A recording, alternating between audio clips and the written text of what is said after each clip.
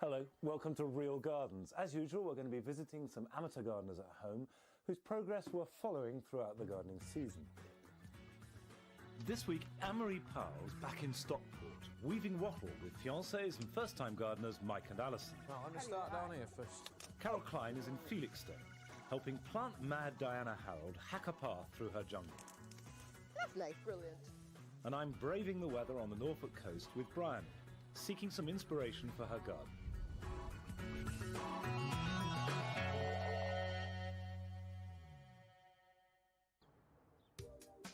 This house on the edge of Stockport belongs to Mike Woodall and his fiancée Alison Buckley. They're doing it up from top to bottom before moving in when they get married next spring. The garden needs almost as much work as the house, and when she was last here, Anne-Marie helped Alison and Mike to cut down some overgrown trees.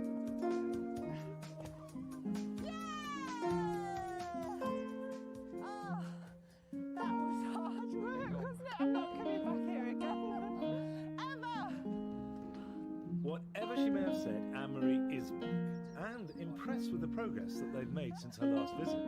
Oh, no, it fills me with terror, this garden now. I was having nightmares last night about what you'd get me doing this time. I see you brought the weather again. I know! It's horrible. Is it always like this in Stockport? It's terrible. Yeah. You've done quite a lot down in this area, though, haven't you? It looks clearer. Yeah, we have. We've tried to clear what we can. We've got rid of all the rose bushes, all the brambles. There's still a lot to do, isn't there? Yeah. We want to start with the veg beds. That sounds good. Because we bought some seeds. Oh, right, And okay. we've got some manure and some topsoil. Yeah. We Some herbs. bought some herbs as well. Organised. Yeah. So where's this going to go? Should we have a look? Yeah. Right, I think that's quite wild. That's going to be our wild area, isn't it? Yeah. I think we should have them sort of about here, right in the middle. You've got sort of two curved beds coming down here. Quite big, because we're going to do it. Let's do it big time. And you can actually walk between here to a separate part of the garden just down here, can't we? What do you think? Like that. Yeah, it's great. Good idea. Yeah. The only thing about the soil is it's very boggy, very clayey. Yeah, I've noticed it's really wet, isn't it? So why don't we raise them so we have some retaining structure and actually raise the soil so it keeps it nice and dry. And it's easy to manage then as well, isn't it? Brilliant. Do you think? Yeah. Great idea. So let's measure up, basically. We want to make two semicircular beds on either side of the garden with a nice wide space in the middle. It's just 7 metres exactly. Alison, do you want to put a piece of wood at 3.5 so you know where the middle is? Does it tell me where it is? Yeah, read the tape measure, love. Yeah, I'm reading it. Who are you talking to? So each half circle will be 2 metres across and 4 metres along the back edge. And if we swing it round like this, that's going to be the size of the bed. Quite big, that, isn't it? We're marking out the semicircle with hazel pegs.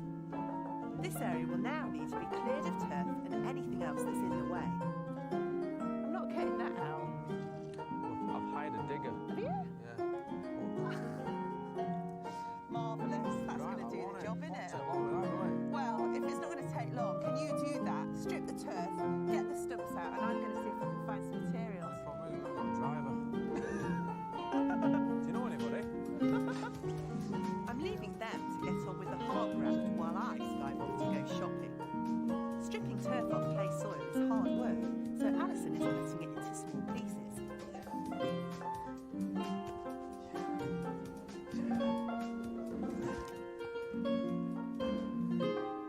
Hiya!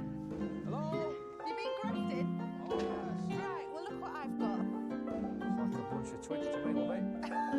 Well, it is at the moment, but look, I've got these chestnut pales, and we'll get a sledgehammer to these and get them into the ground. We'll put them in at least that far so they're nice and stable. Because then what we'll do is we'll wrap these round and through, almost a bit like a basket, I suppose. And then we'll backfill it with soil, raised vegetable bed. Alison and Mike aren't convinced, but hazel rods like these have been used to make wattle fences and raised beds since gardening began. Before we can get weaving, we've got to put the chestnut posts into position. Right, that's the first post in. Let's get measuring, make sure they're all right. The spirit level helps us to get the key posts right. And we use the tape measure to check the radius is still true before knocking in the other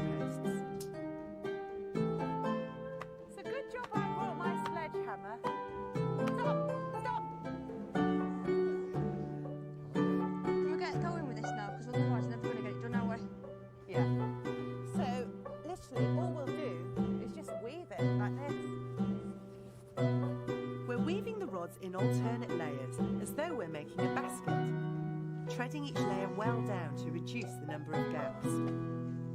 We're staggering the start and finish of each rod to make the whole thing as strong and smooth as possible. Lopping off the sticky out bits also gives a neat finish and means we won't spike ourselves as we walk past. It's done, innit? Honestly, it's fantastic. Good, I'm glad you like it. Really pleased with it. But we need to fill it up now. So, you know the turf that we took up? Yeah. We can put those on the bottom upside down. It's called reverse turfs. And what that'll do is it'll just help water stay in this bed for a bit longer. We don't have to go mad with this, it's just so we can get a bond with the new soil. After turning over the soil and laying the turf, we're adding a layer of coarse horticultural grit for drainage. And then it's time for the muck. I think you've got a bit of a problem with this horse manure. Why? What's the matter with it? Well, when did you get it? Sunday tea time. Well, it looks like it was probably produced Sunday lunchtime. I'm reluctant to mix half-rotted manure with the topsoil because I'm scared it might burn the tender young plants. The solution is to add a layer of manure to the bottom of the bed. By the time any vegetable roots reach it, the manure should be sufficiently well rotted not to burn them.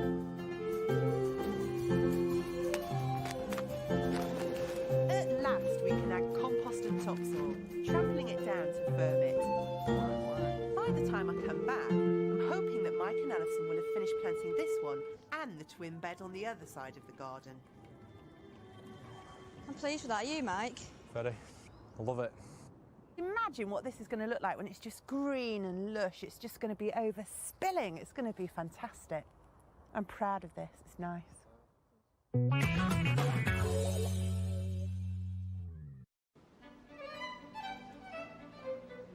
The Jacqueline family moved to Norfolk from London 4 years ago, following an unprovoked attack on Martin, which left him severely disabled. Since then, Bryony has turned their 3 acres of rough pasture into a garden for the whole family, planted almost entirely with stock that she's raised herself. On my last visit, we spent most of the time laying turf. The new stretch of lawn was part of Bryony's plan to connect the 2 parts of the front garden. This has the effect of opening up the view from Martin's bedroom window. What she did was to create new gardens, gradually extending the eye. And by clever planting and by opening up that link there, you can see further and further.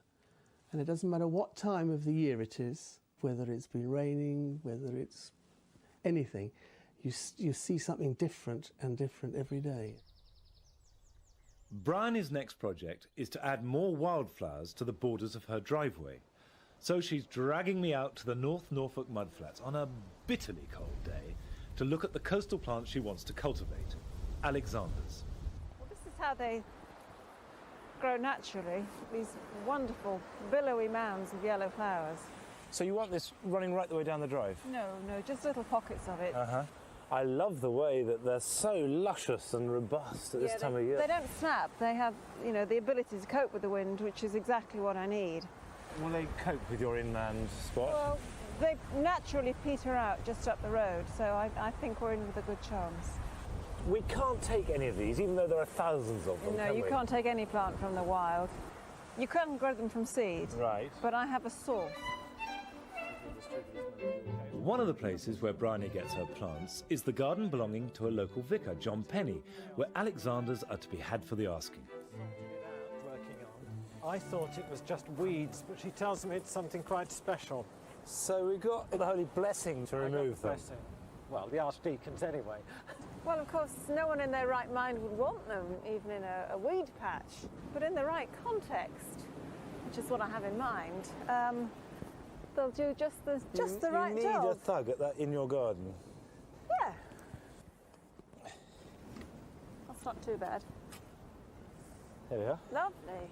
So that looks like a parsnip, doesn't it? Well, apparently it tastes like parsnip too. Doesn't smell like parsnip, because I've eaten the stems. Like stewed celery? them, yeah, and they're very nice. But if you let the seeds develop, you can use the substitute pepper, which is what the Romans did. So there is no finer plant than the Alexanders. Handsome thugs. Yeah. I'm going to be careful. A bit of rough in the garden, eh? Of course, the big question now is whether the Alexanders will actually survive a further 2 miles inland. So where are we going to put these? I think probably just along here. Yeah, If they're anything like John's garden, they're going to spread into the grass, aren't they? but I regularly cut this, so it'll be all right. And just a slit. Okay. So why are you putting them here exactly? But the main reason is that there are all these bulbs. There are snowdrops followed by daffodils and tulips and bluebells. And the Alexanders and the cow parsley and their cousins whiz up as their leaves go over, so it disguises the decay. And do you think they're going to all take with these taproots? No, I think a lot of them won't. I think the only thing to do is to cut some of the leaves off so that they're not under such a strain. Have you sort of begged, borrowed and stolen all the plants along here? Because it must be quite a lot to go right down. Would you like to rephrase that? No, you know what I mean. You do grow an awful lot from seed and cuttings and... Well, there were a lot of daffodils here already, and I've added to them. But people are very generous if they know you're interested. I've been given all sorts of wonderful plants, and it's a good way to make friends as well. I have to say, I think probably I've never gardened and been so cold in my life. Ever? Ever. I think that's code. But let's go and have a cup of tea. Oh, please, please. Your life outside Martin and the children is utterly ruled by the garden. Yeah. Where's that going? Madness, I should think. No, it's, I used to worry about it being a bit of an escape, but it isn't. What it does is puts things into perspective in a wonderful way. It gives you a sense of freedom. As well as the Alexanders, Bryony wants to transplant more spring wildflowers to the driveway, though this time she only has to go to the top field behind her house. These are lovely. It's a good spot, isn't it? These are dog violets. I've got sweet violets in the orchard. As much as I love them here, I just want to move little pockets of them into the drive where we see them every day. It does seem that you do deliberately try and take natural plants or naturalised planting and incorporate them into the garden. I mean, it's not... I'd love to, yeah. A lot of these good woodland plants do look good together, and they shouldn't be growing together. But a lot of people will say, oh, we're going to make a wild garden. Well, that's far too specific, and I think just mix and match and enjoy them. You know, they're in flower for a short season. Enjoy them where you can see them. So we're just going to take clumps out? Yes, in the turf. Okay. In fact, they won't mind us at all, will they? No, they thrive on it, actually. And not only will the ones that we move be okay, but the ones that we leave behind will spread more vigorously. Right. Now, I'm going to put them along here on this front edge. So we've got the tall things on the back. Okay. And little starlets on the edge. Starlets of violets. They are nice, actually, aren't they? I really, really got a lot of pleasure from violets. Well, I think they're much underrated. But these will take over, and in fact, will make quite a big clump pretty quickly, won't it? Yeah, they will. And I don't have to bother with them. You know, they'll look after themselves. Okay, when we've got these in, I'm going to go, but I'd like to know what we're going to do next week. Well, I think you've got off a bit lightly, actually. I mean, standing in the bitterest cold I've ever known. Apart from the weather, you've got off lightly, so I think we need to do something physical. Like? We're going to mark out a new bit of the garden from scratch and do a bit of digging. And what's the theme of that bit of the garden? It's going to be called the roundel. So I like a bit of humour in a garden. Well, that certainly made me roar with laughter when you said that.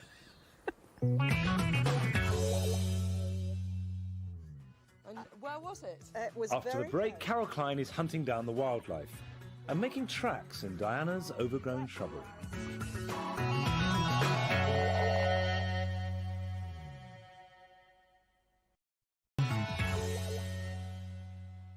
Welcome back. Well, thank goodness it's got a bit warmer. And of course, at this time of year when the weather does warm up, everything shoots at a rate of knot. And now is the time to make some basil cuttings. I've got some delphiniums here. And if you take a cutting about 4 inches tall, using a bit of the stock at the bottom, just strip off the lower leaves, leaving just enough to sustain and feed what roots there are, but not so much that it's going to lose all its moisture. And you want to get it in some soil that is at least 50-50 grit or perlite or anything that gives a nice easy root run and sharp drainage, because if it sits in water, it'll rot and die. If you're just doing a few on a windowsill, get a polythene bag and put it over the top, and that will trap the respiration. You just water it lightly first, put the bag over it. You can put a couple of sticks in because that stops the polythene touching the leaves where it can rot off. And then when it's growing nice and strongly, repot it into more nutritious compost. Now, somebody who's a plantaholic would know all about that sort of thing is Diana Harold, and Carol Klein has gone to see her in her garden in Suffolk. Diana moved into her bungalow 5 years ago, and since she retired from teaching, she's been able to spend much more time in her garden. She's an avid plant collector with a permanent surplus of plants in pots, which desperately need a home. Her wild area at the back of the garden still needs some clearing, whilst her vegetable garden, by contrast, is somewhat thin on the ground. On her last visit, to make a start, Carol helped Diana sow some cabbage seeds. Since then, Diana's been sowing every vegetable she can lay her hands on. Now, every available windowsill is packed with plants. God, you've got modules everywhere. Module mad. Brilliant. And how about our cabbages? Yes, our cabbages were a complete failure, I'm afraid. They're a bit of a sorry sight, Yes. aren't they? What happened to them? Well, I did go up to Leeds for a few days just to see my new granddaughter, and I think they might have just dried out then. Yeah, they need attention every day, but it's a good excuse, isn't it? Wonderful. But your carrots look great. So they're those little round ones? Yes, they're patio carrots. Patio carrots? You've got no room for them on your patio. There's too many plants down here. Yes, but I have planted 7 plants since you were last here. Oh, well done. But Brilliant. I've acquired 10. Oh, that's no good at all. That's absolutely hopeless. I know. I've saved something to show you, actually. I'm a bit worried about a beetle that I found indoors. Oh, right. Look, I've put it in a jar. Ugh. Without doubt, it's a vine weevil. Oh, no. Yeah, the adult, the beetle itself. And where was it? It was very close to this beautiful plant, and look what's happened. Oh, yeah, I mean, that's a sort of archetypal sign of vine weevil damage. You know, these great big pieces chewed out the side of the leaf. And I bet you we're going to find that there's not much. While the adult vine weevils munch away at the leaves of a plant, the greatest threat comes from their larvae, which live under the soil, attacking the roots. But Yes. look at this. Oh, dear. Look. Oh, it's hardly got any root at all. And Oh, look at the stem. It's really just... It's eaten all this and it's chewed all this off. That's why you find often that plants just sort of keel over. But the thing is that that little beetle, were it not in there, would travel all over and into these pots, laying eggs willy-nilly as it goes. And when plants are in pots, they're very, very susceptible to damage. So, the moral of the story is, get your plants in the ground. I know, I desperately do want to, but Yeah. today I want to make this path in the woodland. All right. Please. Well, I suppose it is very pressing. Diana's woodland area is a bit of a wilderness, but when her grandchildren come to visit, they love to play here. So it really needs a bit of taming before the next time they come. Wonderful. Yes. But tell me, why is it such an imperative to do this path today?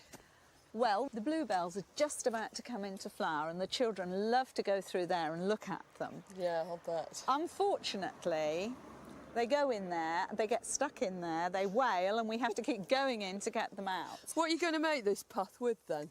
Well, I bought some bark and I thought it would look very good down here. Be ideal. So I suppose the first thing to do is mark it out. Yeah? Jolly good. We're going to use a long length of hose to mark out our route. To keep the path clear, we'll have to be ruthless with any plants that get in the way. I want to get rid of this right through the iris. You don't like that plant, do you? It grows everywhere, it's like a weed. This tree stump's coming out eventually, but not at the moment. And this is a much more solid obstacle, isn't it? And I've been dying to I know you cut it have. back to nothing at all. Diana insists on keeping most of this aucuba, but we're taking a good chunk out, leaving our way clear to lay the next section of path. through here. Is this hose going to be long enough? Yes, I think so. We're taking care to rescue the more precious treasures, like this phlomis, to replant elsewhere. This Griselina, which thrives in mild coastal conditions, won't suffer from a bit of cutting back. Lovely. Brilliant. We've worked our way out of the shrubbery to make the path join up with the lawn. Now it's back to the start, to dig a trench for the path. And how deep are we going to dig? Well, I think it only needs to be about 3 inches, you know? About 10 centimetres, something like that. Yeah. By using this cane as our guide, we can keep the path to a constant width. We could use a plastic liner to keep the weeds down, but on an informal path like this, it's not really appropriate. This looks like good stuff. Is it going to look all right? That's what I want to know. Oh, I think it's lovely. Don't you? Quite chunky, actually, isn't it? Oh, yeah. The crushed bark will make a soft, child-friendly surface. To finish the path off, we're putting in rounds of timber at either end for the children to use as stepping stones. And they're for little feet, so we don't want... Little feet, so not too far apart. What do you think? Do you want one in there? Yes, I'm going to have someone going up to the tree. Because so the kids can jump in. The children climb up there. Right. So. Well, we've got to just dig some holes then and sink them in because you want them level, don't you? Absolutely level. You just sort of use them for a pattern first. Yes. These sections of elm have come from Diana's son, who's a qualified tree surgeon, but you could get them from a sawmill. The holes are deep enough to make the roundels flush with the ground. Once the roundels are in, the new path makes Diana's woodland garden a delight to explore. Right, I think it's time we gave this woodland path a little test run. It's very bouncy, isn't it? Oh, it is. It's good though, isn't it? Yes, and doesn't it smell lovely? Fit for any explorer, isn't it? Just what I wanted. Yeah, and these roundels really finish it off, don't they? They're lovely. What do you think the kids are going to think of it? Well, we shall find out next time because they're coming to stay. So we shall have at least 3 of them running around. Brilliant. Be nice. And what we're going to do next time, apart from play with the kids? I think the vegetable garden.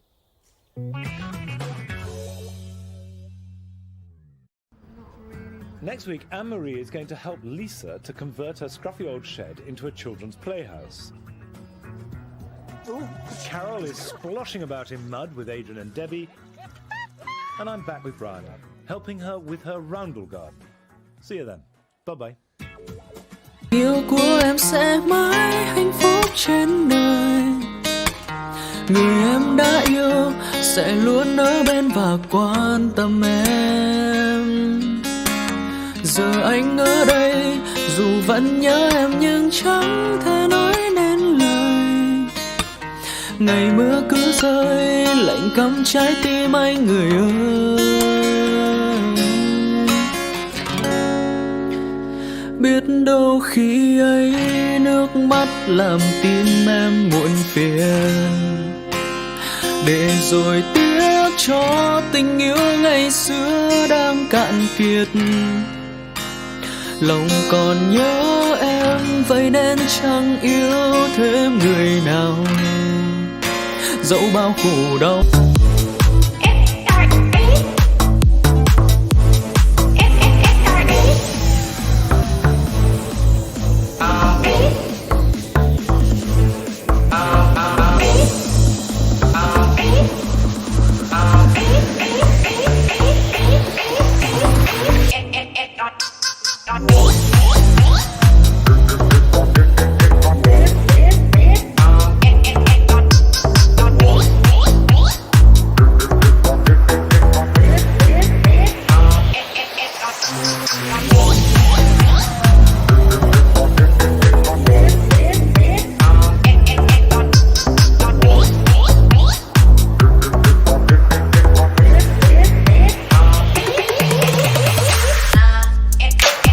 Stepping stones. And they're for little feet, so we don't want... Little feet, so not too far apart. What do you think? Do you want one in there? Yes, I'm going to have someone going up to the tree. because So the kids can jump in and... the children climb up there. Right. So Well, we've got to just dig some holes then and sink them in because you want them level, don't you? absolutely level. You just sort of use them for a pattern first. Yes. These sections of elm have come from Diana's son, who's a qualified tree surgeon, but you could get them from a sawmill. The holes are deep enough to make the roundels flush with the ground. Once the roundels are in, the new path makes Diana's woodland garden a delight to explore. Right, I think it's time we gave this woodland path a little test run. It's very bouncy, isn't it? Oh, it is. It's good though, isn't it? Yes, and doesn't it smell lovely? Fit for any explorer, isn't it? Just what I wanted. Yeah, and these roundels really finish it off, don't they? They're lovely. What do you think the kids are going to think of it? Well, we shall find out next time because they're coming to stay. So great. we shall have at least 3 of them running around. Brilliant. Be nice. And what we're going to do next time, apart from play with the kids? I think the vegetable garden.